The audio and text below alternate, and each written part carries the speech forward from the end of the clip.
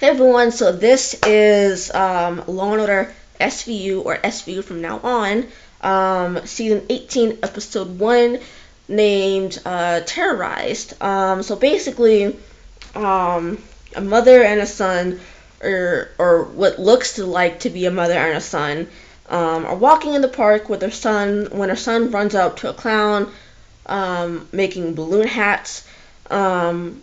When the mother chases after the son, and she's hit by a man on a bicycle.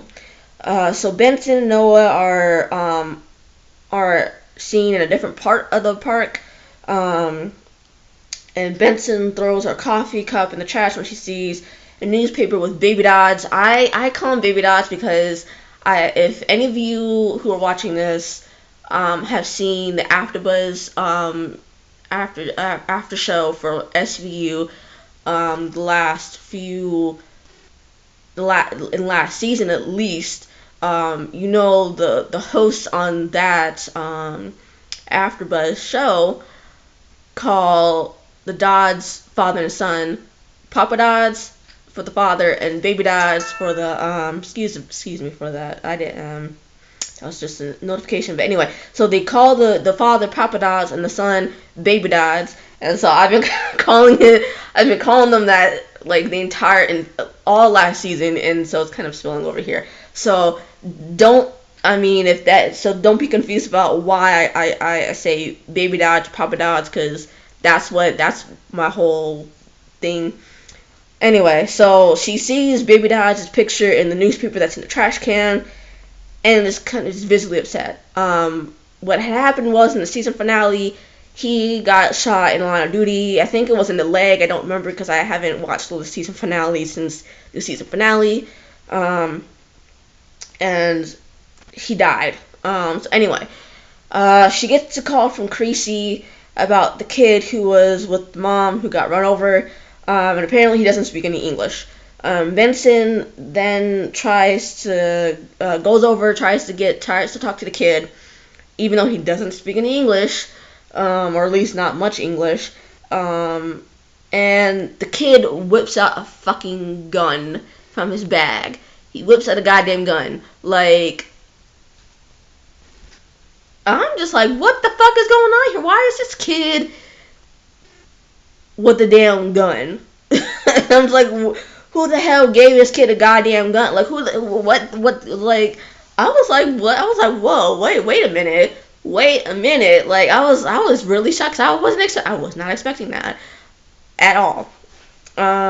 Anyway, so after, the theme song comes on, Benson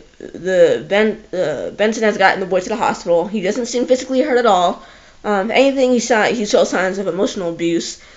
But then Creasy says the woman who was with the kid, or appears to have been with the kid, her name is Rahima Babic. I'm not sure because it's a Bosnian name, I assume, or a Eastern European name. So I'm not sure if I'm saying the last name right. So I'm sorry if I'm butchering it. Anyway, so she was with the little boy and she's dead. The gun is unregistered. Of course, if you've seen SVU at all before, you know why that is. You know why they have to have the gun not come out registered. I mean, or even if it is registered, excuse me. Even if it is registered, it's never the person it's never the person who the gun is registered to who actually used the gun to commit the crime. So. Anyway, at Rahima's apartment, Rollins finds a duffel bag with the name on it, Ali, and they assume that's the kid's name.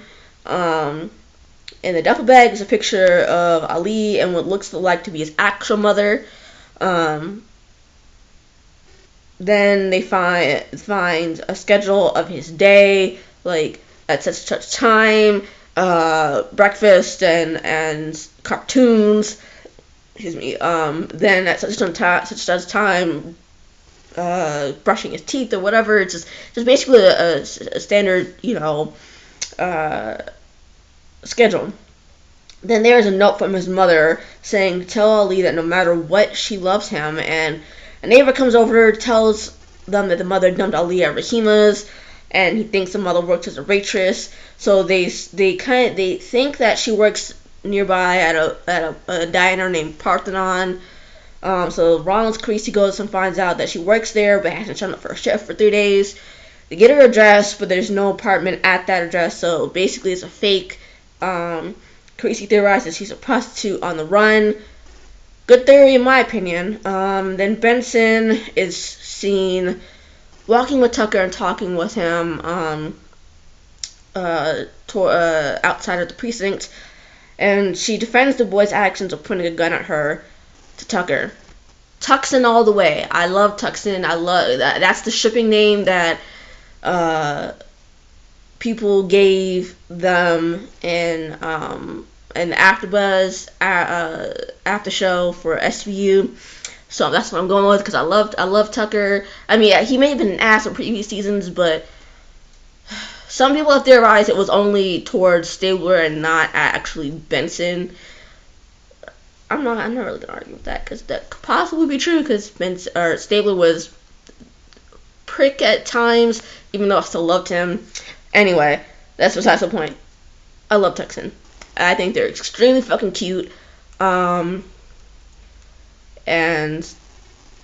I hope that they live happily ever after. Or continue to live happily ever after.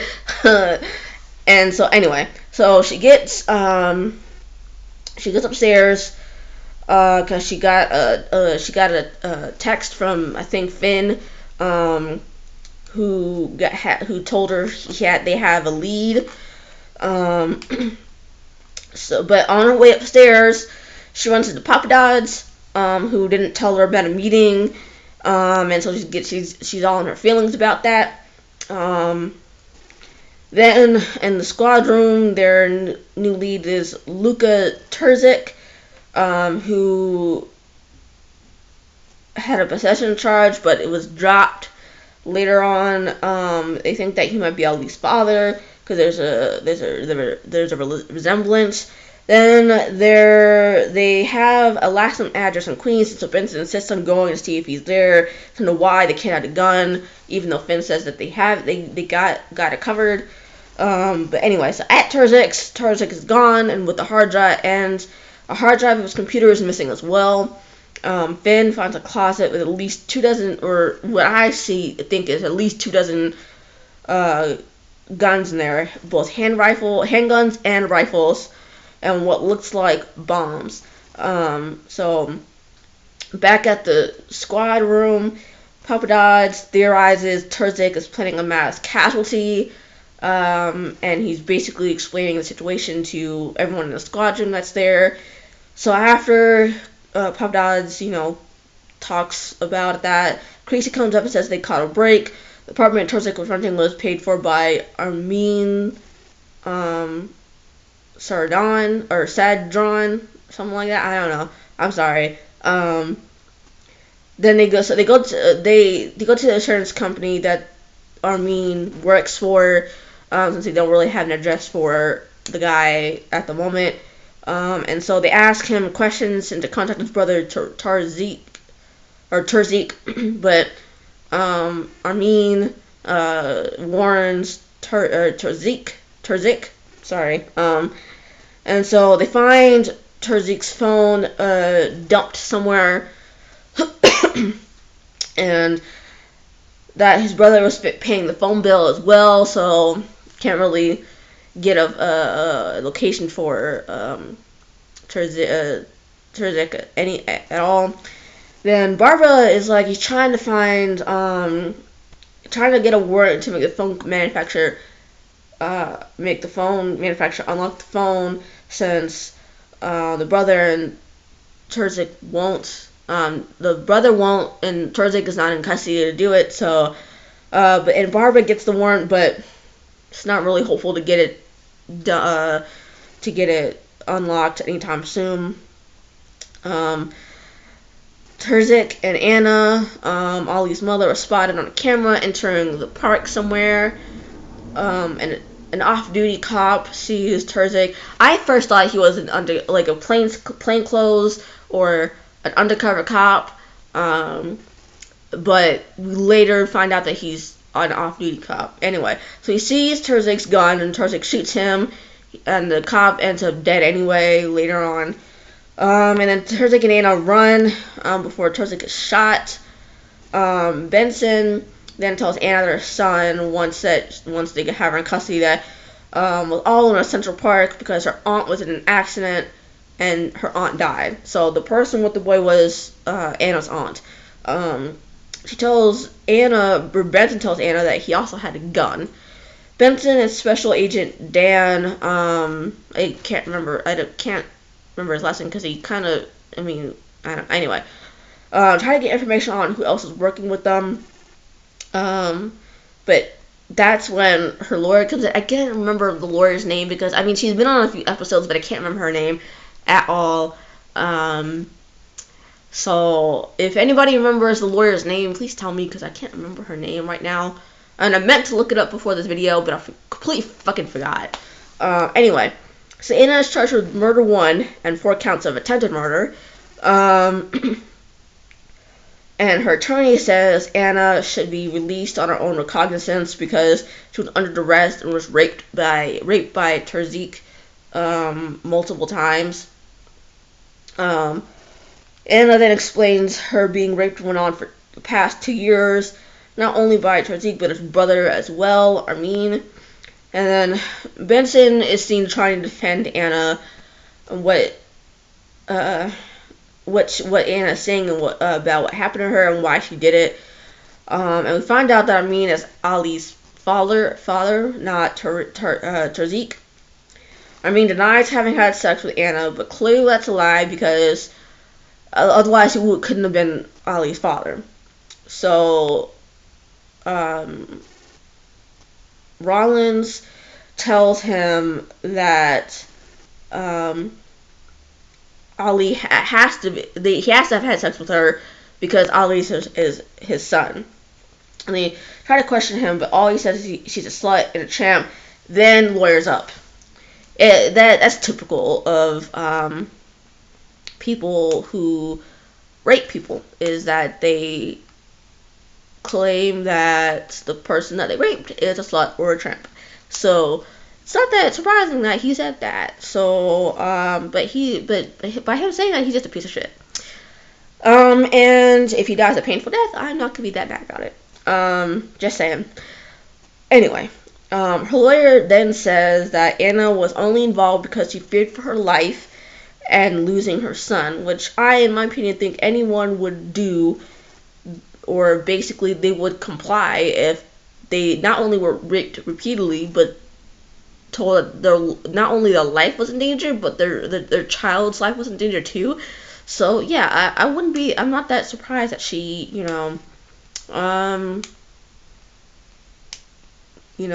had cooperated. Any reasonable person would have cooperated too. Anyway, so the judge doesn't really agree with that because she says that she can't let Anna go on her word alone because Anna can't be trusted. And the lawyer brings in Benson to vouch for Anna, which Benson comes in and does. And then when she goes back to the precinct, she's confronted not only by Papadad's, but Barbara as well. Benson says that they don't get to invent their victims and perps, but Anna's lawyer doesn't get her motion to bring up the rape in the trial. So Anna's lawyer tries to get a plea bargain, but Barbara only says he will think about it. Barbara, I love you. I love your character, but you're really make it hard to love you right now, because you're trying to pander to the fucking city at this point. You're trying to pander to the city and their concerns about terrorism and shit. Which is a concern. I'm not going to say it's not always going to be a concern, but to say that it's the biggest concern right now, I don't know. I'm not really gonna wholeheartedly agree with that right this second. Because I think we have more pressing concerns at the moment. Anyway, then Benson, confronts Barbara about the rape case against Armin. They figure out that the videos of the rape are on his brother's locked phone. So Barbara again tries to get a warrant to compel the manufacturer to unlock the phone, and he wins. However, the company appeals this within seconds of the verdict, basically, at least according to Barbara. And Benson tries to arrest Armin, but then the feds take Armin to a secure location for some chatter about some terrorist activity. And then Benson brings Ali to Anna one last time, and tells Anna her sister's coming to take Ali back to Bosnia. Which, I'm not sure. I guess if the sister's all copacetic, then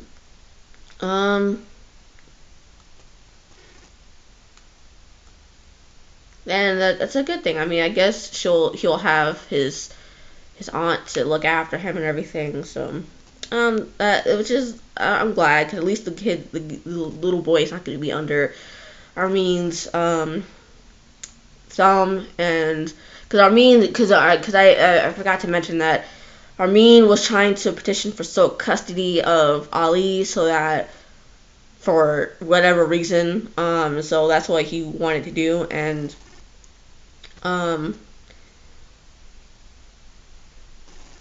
that pretty much went out the window when he was taken into custody by the feds. So,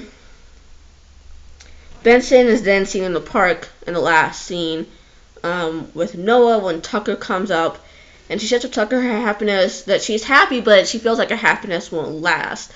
Which,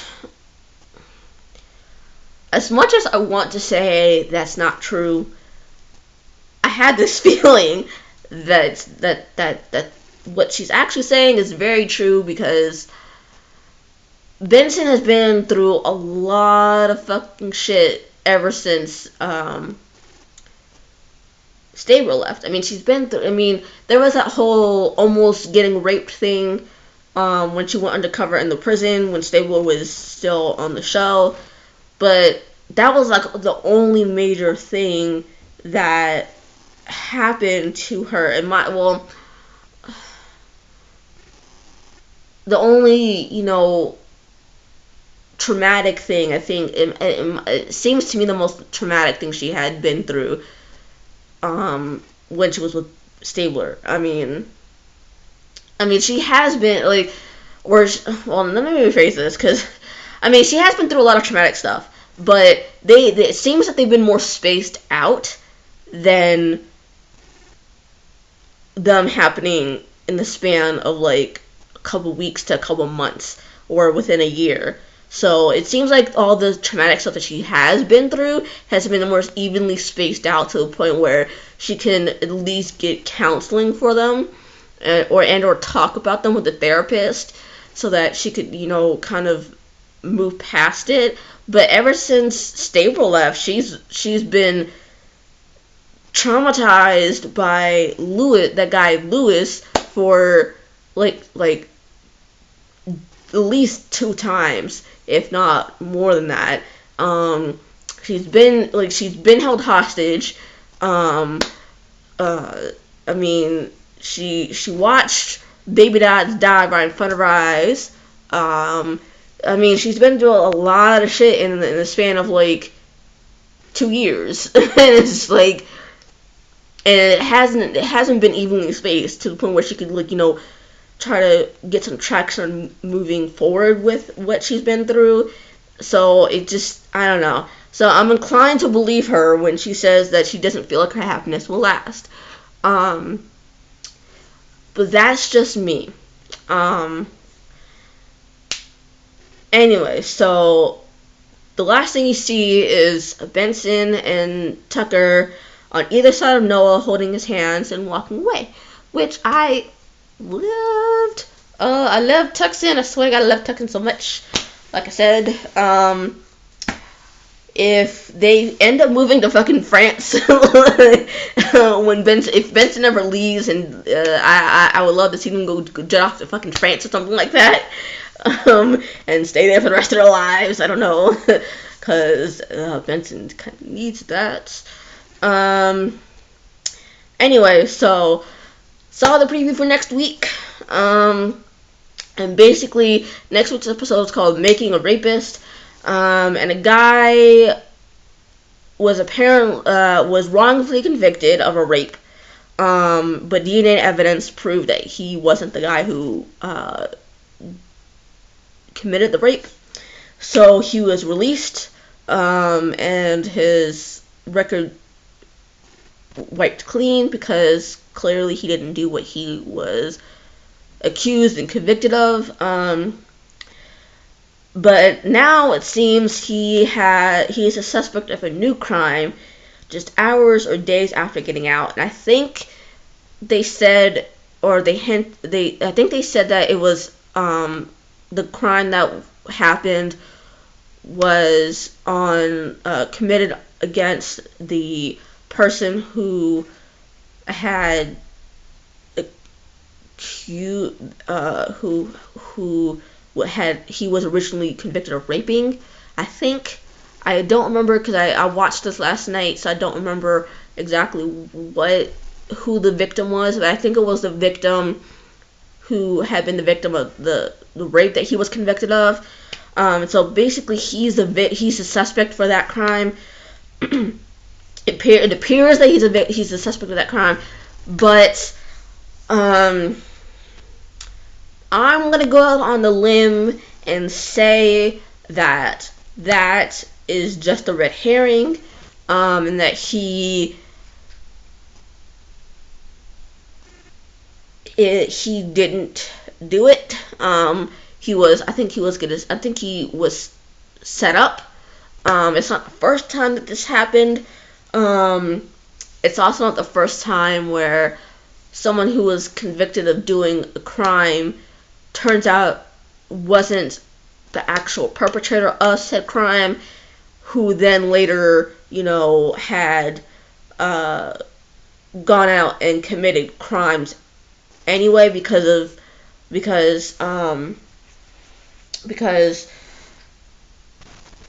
he was branded as this person who had done the crime, and so he then decided to commit crimes because he felt like he was forced to do it or something like because of being convicted of the first crime or something like that. If that makes any sense.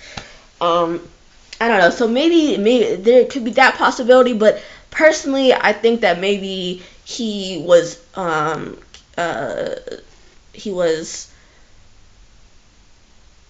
set up for that crime,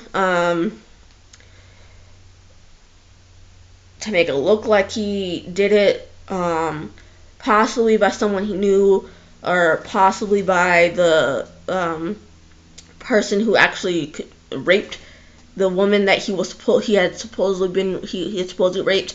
I don't know, but I feel like he was set up. Personally, we'll see next week if that's really true. But I'm gonna go on a limb and say that he was set up and that it really wasn't him. And I will go even further and say that it was someone that he knew. Because of whatever reason. Anyways, that's my prediction for next week. And don't hesitate to talk to me about what you saw in this episode, and if I forgot anything in the episode, in this particular episode 1, and just talk to me if you want to discuss the episode and next week's episode and what you think might happen in next week's episode. And hit like if you like this episode, hit subscribe if you want to see more videos like this, and I will link my Patreon page in the description box below, along with my Instagram if you want to follow me, and like I said, and my prediction for Catfish. If you run an Instagram account that pushes weight loss that is only for getting people to lose weight 24/7 or whatever. I'm not gonna add you on Instagram, so just forewarning you. Anyway, so I will see you next week in episode 2 of season 18 of SVU, called Making a Rapist, and I will see you then. Bye.